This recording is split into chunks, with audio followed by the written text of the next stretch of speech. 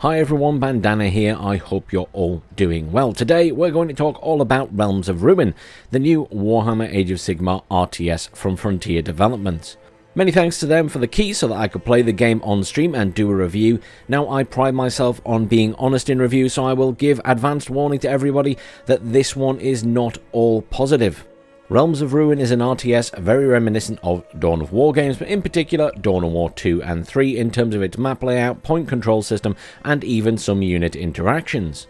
In the base game there are 4 factions: the Stormcast Eternals, the Orruk, aka Orcs, the Nighthaunt, and the Tzeentch faction. For anyone who doesn't know, this is one of the Chaos Gods. All of the factions have a selection of heroes and units which can be played in both the campaign and in skirmish/multiplayer. Now, other than the story-based campaign, the game also has a conquest mode where a procedurally generated map is created, and then you fight various battles along this, trying to get to the Overlord at the end. These battles will have different attributes placed against them, but they are all basically skirmish battles on the existing skirmish maps, but perhaps there'll be a rule that says you get less population, or the enemy has stronger units, or maybe you have stronger units. It can be positive rather than just negative. It just gives another way for the single player experience to continue beyond just the basic skirmish and the main story campaign. The game has a fantastic observer mode for watching live games. Unfortunately, there are no replay files, so you can't use these after the fact. Also, it's worth noting that the game has an army painter, much like the Dawn of War games, though the colour choices are a little bit restricted, and there's also a map editor, which is something we rarely see in RTS games on release these days. And while there are all of these great aspects to the game, and all of these cool additions, unfortunately, it fails at some fundamentals of RTS that make the gameplay itself very frustrating at times, and I'll talk about that in the gameplay section. However, first I want to talk about the story, which is probably one of the most positive aspects of the game. I've always been a bit more of a fan of Warhammer 40k over Warhammer Fantasy or Age of Sigmar, but I have to commend the team here because the story of this game really draws you in. Starting off as a Stormcast, you follow them through the campaign, having a chance to play as the other races during flashbacks. And it's not just that it has a good story. It has what I can only describe as AAA cinematics. The voice acting, the character animations really set it apart. There are not many RTS games that have blown me away using in-game models for cutscenes, even down to the facial expressions of the characters. They have hit the nail on the head here. It is absolutely stunning. 11 out of 10. I'd like to take a moment to commend the voice actors in particular, because they really played these characters so well, and I actually found myself caring what happened to some of them, and that's rare to become invested in an RTS character. It's to the point they could have probably made some kind of animated movie out of this. That's the kind of quality we're talking about. It is genuinely very impressive. Now, usually next I'd have the gameplay section, but here I want to talk about the sound and graphics first. The music for the game is nothing less than epic. Even the main menu music will blow you away, and I guess we should expect nothing less from a Warhammer title. Sound effects in the game are also fantastic, from combat sounds to world sounds. They did an amazing job creating this superb atmosphere. I will make a quick note again of the fantastic voice acting, and also note the standard unit voices are also very well done, including the sounds for various demons of Tzeentch, etc. Graphically, the maps are very attractive. In some people's view, not quite grim dark enough, but I quite liked them. The character models are fantastically detailed. Some even have fur on their clothing when you zoom in, and it's really detailed fur. The animations are fantastic in and out of combat, and I particularly like the Stormcast Eternal hero who plants his flag in the ground before initiating combat. I'll mention again, I like the fact it has this army painter. The only real shame here is that the colours are quite limited. The only thing that's a bit weird is when you want to go into the menu to change your paint scheme, you don't actually get a preview of the paint scheme. You just kind of have to select it by name. Alright, let's move on to gameplay, and this is where the game does sadly suffer a bit, and I'll try to be as fair as possible, but I have to say there were times I really did not enjoy the gameplay and found it just very frustrating, and one of the major issues for this was a mixture of controls and the UI, or lack of certain controls I should say. However, I'll circle back to those points very shortly.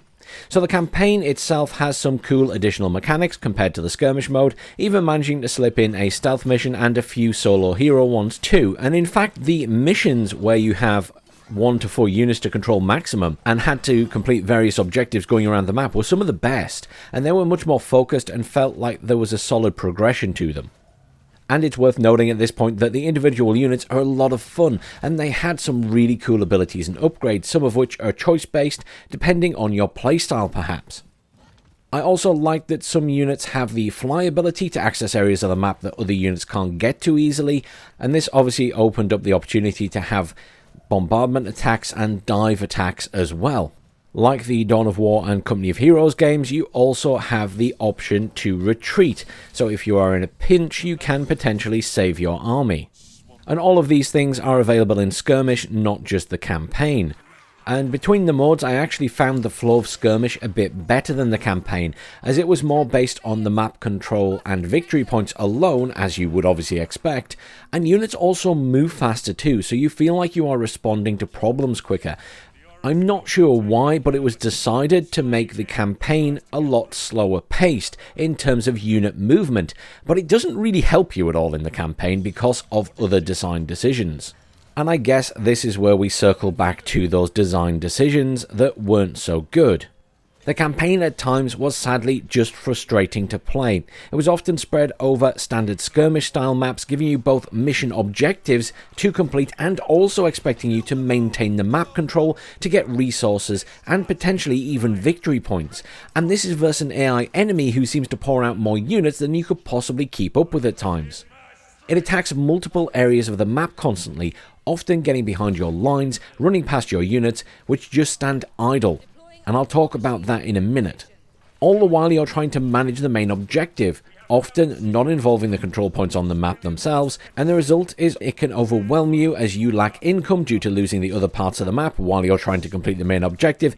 Now, in all fairness, if you have a high APM and you can click around the minimap very quickly and manage everything at once, you'll probably be alright. But I really struggle with that these days, and I'm certainly not the only one.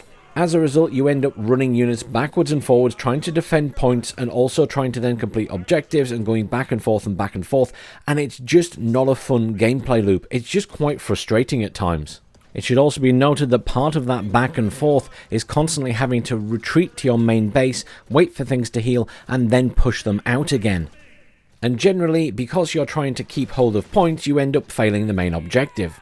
Now, don't get me wrong, I love games to be a challenge. I want the AI to be difficult, but this isn't the challenge, it's just frustrating.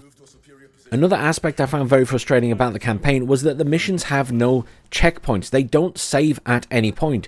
So if you fail anything, you have to start over again. Yes, you can manually save, but the game is so hectic a lot of the time, it's just not on your mind.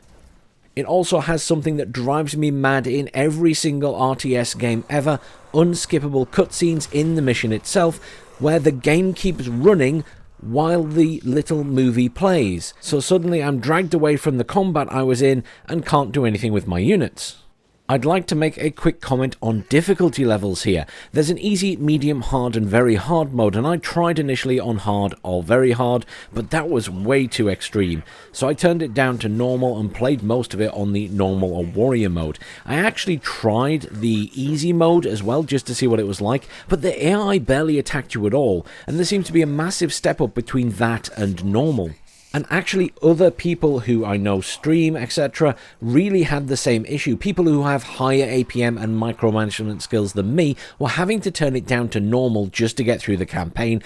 So what is the cause of this frustration? Well, it's not actually the base gameplay, because the base gameplay is very Dawn of War. It's not bad, it's the decisions that have been made around that gameplay. For example, the game has no stances. This is the things like stand ground, defensive or aggressive that you would have in most RTS games. Here, your unit will just stand idle even if something next to them is getting killed or one of your points is getting taken over and destroyed. Your units will just not respond unless they're ranged units and pointing in that direction.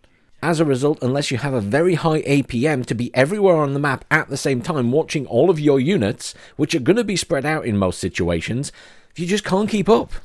There's also the issue that there's no unit list anywhere on the screen. So in Company of Heroes, you will have a list on the screen somewhere where you can see all of your units and quickly click on them and jump to them. That's not an option here. That doesn't exist. The only units you can see are the ones you already have selected. Control and movement is also a bit of an issue.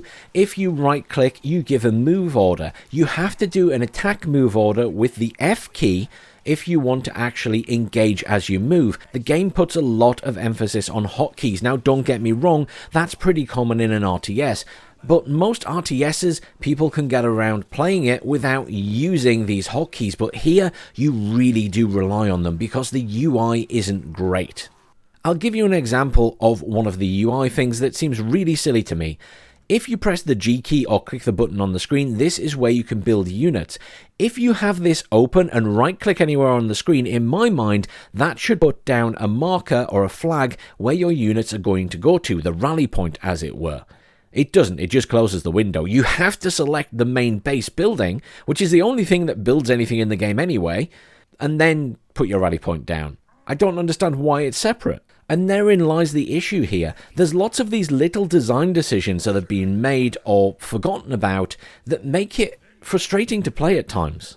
Another example of a decision that was made for the gameplay was that units cannot be pulled out of combat unless you retreat them to the main base, which costs resources per unit that you retreat, or they kill the unit they are attacking.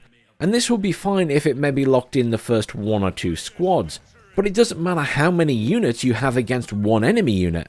So it's possible for one enemy squad to end up tying up 20 of yours and then be unable to hit any ranged unit that comes in to attack you afterwards because they're just stuck around it. And they can't even hit it because they're stuck behind your other units. Now, yes, again, adopting a micro-heavy playstyle where you move each individual unit and try and get them around the back of the enemy and here, there, and everywhere so you're not engaged like that is an option.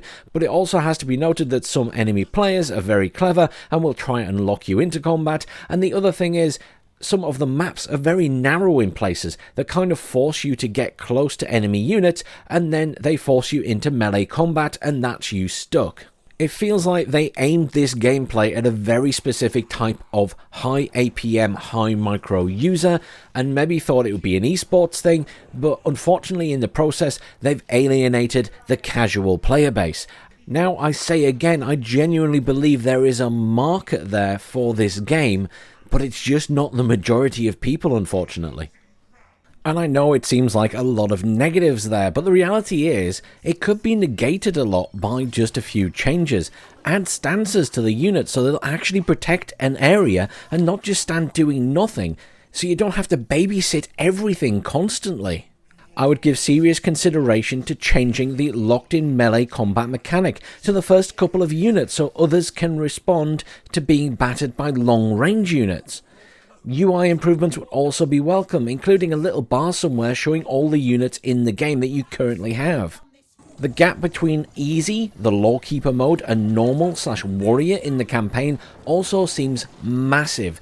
I tried both, and some rebalancing there might help too. Lawkeeper, the AI doesn't seem to do very much at all, and then on warrior, it just tries to steamroll you with as many units as it possibly can as quickly as possible. It would be nice if there was something in between these two positions. So my summary, like the rest of this review, is a bit of a mixed bag. Realms of Ruin is a game with a lot of potential, but it's not an early access game and it has a very high price tag of £50 for the standard version. Alright, it's $49.99, but let's not split hairs. And saying the released game has potential just makes me sigh inside. And I feel terrible for Frontier, because I truly believe there was some serious love that went into this game. It has incredible visuals, cutscenes and voice acting, it has a map editor and an army painter, which are cool features you rarely get now, plus a fancy observer mode, though I have no idea why there are no replay files. However, it's very much missed the mark on the control side of things, and I really do hope they fix this, but it's been mostly radio silence from the dev team, other than saying they're focused on fixing bugs right now with the single player and multiplayer. A rework of some of this stuff will take time, but it would be nice if they said something, acknowledge that there's an issue and that they plan to rework some of the controls. Now, Frontier themselves are obviously aware there are issues with the game. Their shares took a dive and they had to issue an RNS to investors to say the sales have been lower than expected, but reviews have been mostly positive. And they also note they will refocus on just making sim-style games again. So with that silence so far and this statement, I do worry about how much they're going to spend on fixing this game. Because obviously, time is money and fixing this game is going to take time. Reviews on Steam are mixed and critic reviews have been similar, with even some positive reviews talking like I am about potential, with often the major complaint being controls and UI. The game had an over-reliance on using skirmish maps with additional objectives for the main campaign, and I guess they see it as a bit of a tutorial for the skirmish mode, but honestly, I'd rather just have campaign objectives and not have to worry about the entire map constantly. Skirmish mode was definitely better in its flow because of the higher unit speed.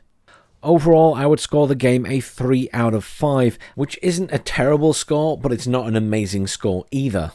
And that's because I genuinely believe that the campaign is a lot of fun with its story and everything to follow through, and I also believe that there is definitely a market for this game. I just don't think it's going to be the majority of players. I do, however, also think that could change if they rework some of this stuff. And let's be fair, it's not the first RTS game that's come out recently that needs a bit of a rework. Company of Heroes 3, I'm looking at you. Thank you everyone for watching. Please let me know what you thought of this game down below in the comments, and I'll see you all soon for some more reviews.